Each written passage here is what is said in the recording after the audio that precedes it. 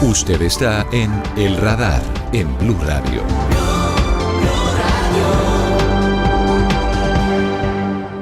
La otra discusión que comenzó esta semana, además de la reforma a la salud, tiene que ver con la reforma pensional, que tuvo dos escenarios particulares. Uno, su aprobación definitiva en el Senado de la República en plenaria, luego de un cambio que se le hizo al articulado en torno a cuál era el tope máximo de sueldo para cotizar en el sistema público en Colpensiones.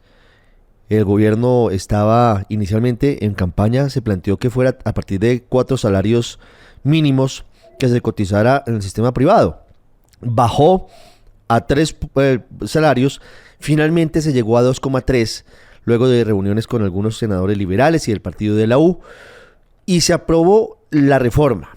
La segunda noticia es que el presidente de la República al día siguiente, en una locución, dice que en los 2 debates que le faltan a la reforma, porque falta su paso por la Cámara de Representantes, él insistirá en que ese umbral sea justamente de 4 salarios, es decir, la propuesta de campaña, lo cual ha sido interpretado desde diferentes formas.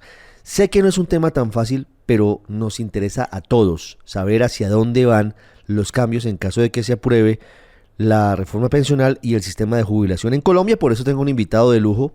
Es un hombre que conoce muy bien el sistema pensional de nuestro país y con él vamos a explicarles de qué se trata todo esto. Es el doctor Mauricio Olivera, fue presidente de Colpensiones. Doctor Olivera, bienvenido al Radar. Muchas gracias por estar con nosotros. Ricardo, buenos días. Muchas gracias por la invitación y un saludo a toda la audiencia. ¿Qué significa primero que el sistema pensional de Colombia, o al menos el que ha sido aprobado parcialmente en el Congreso, se base en el sistema de pilares? ¿Eso de dónde viene? ¿Y por qué pareciera que hay realmente un consenso en que puede ser lo más adecuado para una situación como la de Colombia? En la mayoría de países del mundo, Ricardo, se creó primero un sistema como el régimen de prima media de Colpensiones, un sistema, se llama sistema de reparto, desde hace mucho tiempo, desde hace 1 siglo y medio, 2 siglos. Empezaron las presiones financieras porque empezó el envejecimiento poblacional. Los sistemas de reparto, los trabajadores cotizan y esa plata se usa para pagar las pensiones.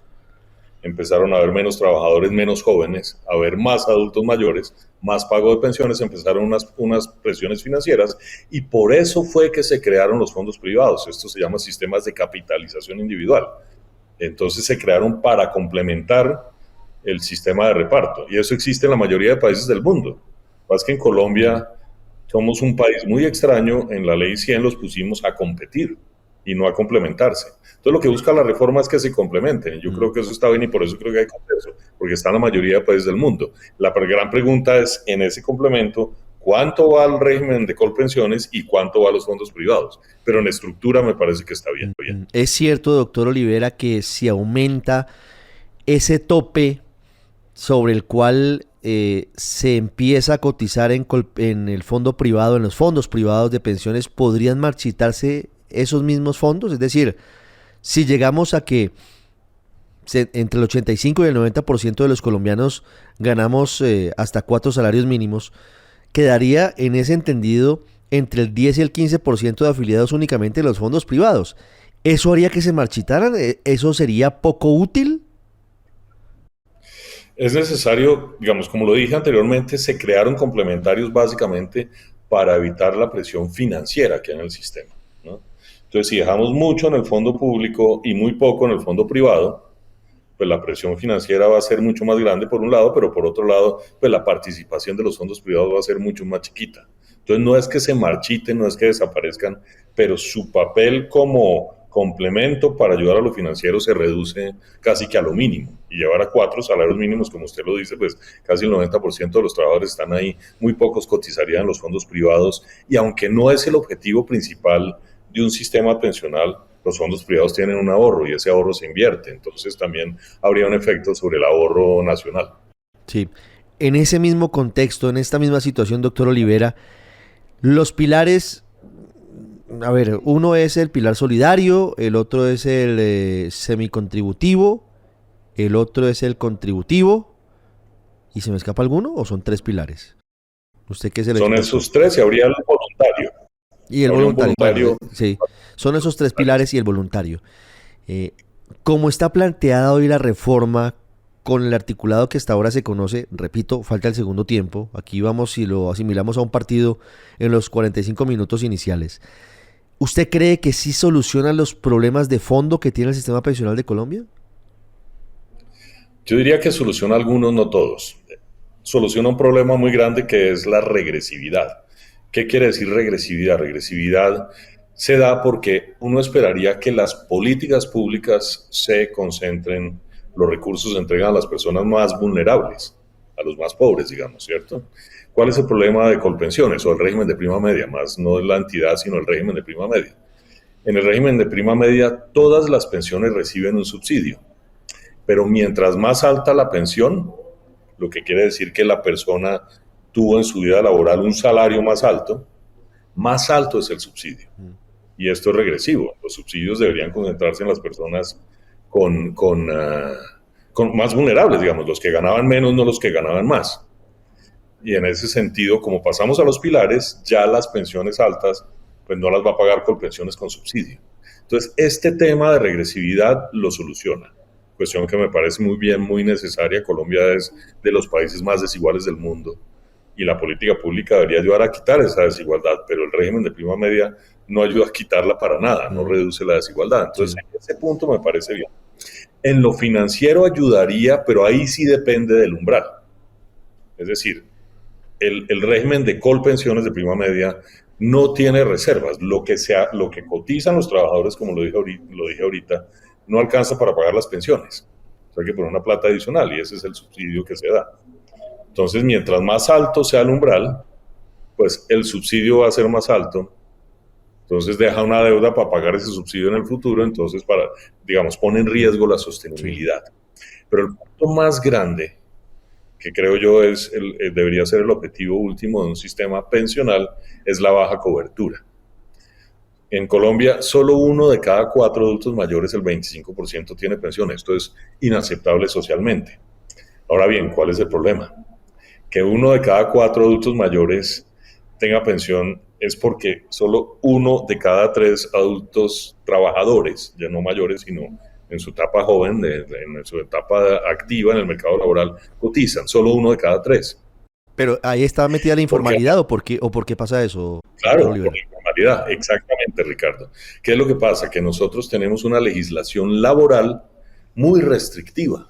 Para ponerlo en términos muy simples, en Colombia solo puede cotizar aquella persona que tiene trabajo completo todo el mes y que gana o el salario mínimo o por encima. Casi la mitad de los trabajadores ganan por debajo del salario mínimo. Los tenemos excluidos por la legislación laboral. Si puedo poner un ejemplo, extenderme un poquito acá, claro. Yo siempre lo digo así, nosotros somos orgullosísimos del mejor café del mundo, ¿cierto? El café colombiano. Así es. Y tomamos café todos los días.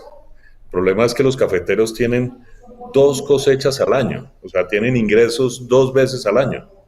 Y nosotros los obligamos por la legislación a que coticen durante 1.300 semanas, 25 años, para tener una pensión. Ningún cafetero tiene pensión. Y eso pasa en el sector urbano. Hay gente que trabaja, hay trabajadores por días, por horas, con diferentes empresas, empleadas domésticas, por ejemplo, que son mujeres, enfoque de género. Digamos, hay muchas formas de trabajar.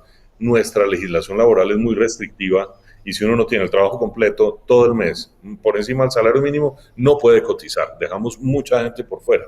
¿Por qué traigo esto a colación? Porque ese es el origen de la baja cobertura pensional. Entonces yo digo que para cobertura, una buena reforma, la mejor reforma pensional sería una buena laboral. Claro, claro. Que flexibilice. Lo entiendo. Y esa reforma está apenas iniciando sus discusiones en el Congreso de la República. Ahí podría ser la oportunidad para modernizar la forma en la que pueden cotizar los trabajadores. No solamente lo que se conoce formalmente, sino asumiendo las nuevas formas de trabajo, el trabajo por horas y muchas otras variables que tenemos hoy. ¿Eso está contemplado en esa reforma? Hasta donde tengo entendido, las dos versiones que ha radicado el gobierno, no, señor. Lo contemplan algunos sectores que me parece razonable. Por ejemplo, las plataformas. Quisiera hacer algo diferente, aunque no es muy claro en el sector rural, donde la informalidad es 90%, está por encima del 90%, pero no es general, y yo creo que debería ser general, y es modernizar esa legislación laboral, hacer que la legislación, o sea, obviamente uno quisiera cambiar la realidad laboral, pero esa realidad es la que existe no solo en Colombia, en el mundo. Las formas de producir son diferentes. Entonces, como no se puede cambiar esa realidad laboral, lo que debería hacer la legislación es acercarse a esa realidad laboral, porque si no dejamos muchos trabajadores por fuera de entrada y por eso no pueden tener pensión. Mire, doctor Olivera, el expresidente Uribe en las últimas horas hizo unos comentarios sobre la locución del presidente Petro y quiero preguntarle por dos afirmaciones que hace el expresidente Uribe. Por un lado dice que el hecho de que el Banco de la República sea el que administra los ahorros pensionales no va a ser un limitante para que los gobiernos puedan disponer de ese ahorro en caso de ser necesario. Y lo segundo, lo planteo dos en uno, dice él que a futuro no estarían garantizadas las pensiones para los que hoy son jóvenes, que al final la situación económica proyectada obviamente puede ser variable, pero como está hoy la proyección económica, llevaría a que la única forma de poder cumplir con el pago de esas pensiones al Estado sería la emisión de moneda, lo cual obviamente tiene unas consecuencias que son muy negativas para la economía. ¿Eso puede pasar? ¿Esas dos situaciones que plantea el expresidente Uribe pueden ocurrir con base en lo que se ha aprobado hasta ahora en el Senado? Sobre la primera, el Banco de la República. Van a entrar más recursos a Colpensiones, porque ahora como todos, en este momento algunos cotizan en Colpensiones, otros en los fondos privados, ahora una parte de todos va a ir a Colpensiones, van a entrar más recursos a Colpensiones. ¿Cuál es el miedo? El miedo es que esos recursos entren, pero esa plata no se guarde para pagar pensiones, sino se use de otras maneras. Este o cualquier otro gobierno, digamos. Entonces, la primera opción que propuso el mismo gobierno es que la administre Colpensiones. Colpensiones hace parte del gobierno, entonces un presidente puede dar la orden, Claro. gastémosla en otra cosa. O hablaron del Fondo Nacional del Ahorro en algún momento, pero también hace parte del Poder Ejecutivo, digamos. Entonces, la solución que salió y acordada entre el gobierno y el Congreso es démoselo a una entidad independiente.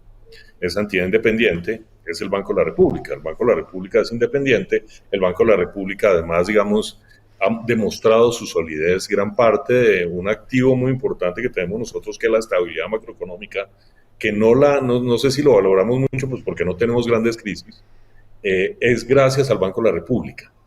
Entonces me parece una buena decisión en el sentido de que no queda en poder del Ejecutivo, sino en poder del Banco de la República. Sí. Ahora bien, el Banco de la República, parte de su independencia es porque tiene una junta.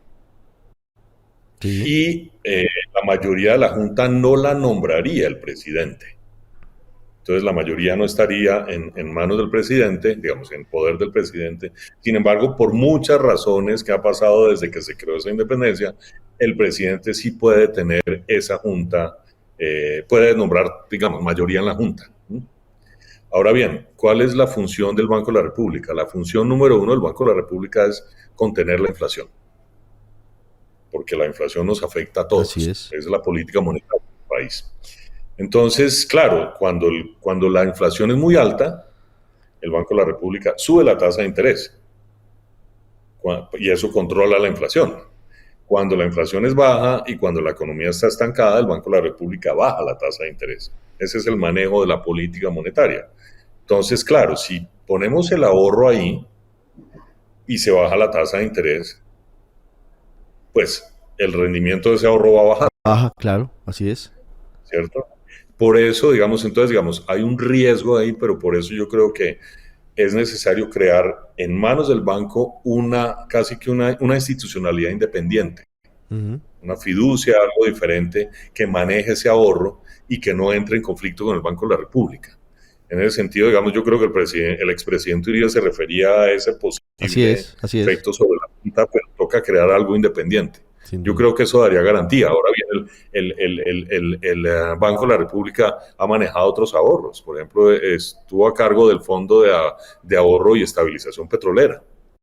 Entonces, el Banco de la República El Banco de la República tiene experiencias en ese sentido de administrar otros fondos y a mí me dio mucha tranquilidad que el gerente general Leonardo Villar dijera que podía hacerlo. Yo creo que es una mejor solución que dejarlo en el Ejecutivo y yo creo que está bien. Obviamente toca ver esa institucionalidad bien, es decir, el diablo está en los detalles, tenemos que revisar eso muy bien. Entonces, en ese sentido, desde mi punto de vista, yo creo que está bien la decisión. Si logramos crear una institucionalidad que separe el fondo de las decisiones de la Junta Directiva del banco.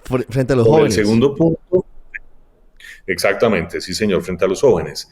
¿Qué es lo que pasa? Los sistemas de reparto de los cuales he hablado, o el régimen de prima media de Colpensiones, en estos sistemas la pensión se calcula no basada en lo que se ahorró, sino en el promedio salarial de los últimos 10 años. Y a eso se le pone se le aplica una tasa de reemplazo. Si se logran las 1.300 semanas, se saca el promedio salarial de los últimos 10 años y la tasa de reemplazo del 65%. Entonces, para ponerlo tal vez sencillo, uno cotiza el 16% del salario para luego recibir el 65% del salario. Eso no se logra a través de invertir esa plata. Claro, no, es un rendimiento altísimo. Exacto, por eso lo ahorrado no alcanza para pagar la pensión. Así es. Entonces, y por eso es que hay que poner un subsidio. Entonces, sí, claro, mientras esto que implica que mientras más alto el umbral, o sea, que no sea 2,3 sino 4, pues más alto va a ser el subsidio que tengo que poner más adelante, y lo plantea muy bien el expresidente Uribe, de dónde va a salir esa plata. Claro. Y por eso es mucho mejor 2,3 que 4. Entonces, en ese sentido, subir el umbral pues afecta la deuda futura y puede afectar eventualmente las pensiones de los jóvenes. Entonces, ese equilibrio para que los fondos privados participen en su justa proporción y Colpensiones en su justa proporción, pensando en la estabilidad financiera, es muy importante. Yo estoy de acuerdo con que 4 es muy alto, debería estar en 2,3 e inclusive un poco menos. Pues ahí está la explicación clara de uno de los hombres que más conoce sobre pensiones en Colombia, doctor Mauricio Olivera. Muchas gracias por haber estado con nosotros. Ricardo, muchas gracias y un saludo a la audiencia. Usted está en El Radar, en Blue Radio.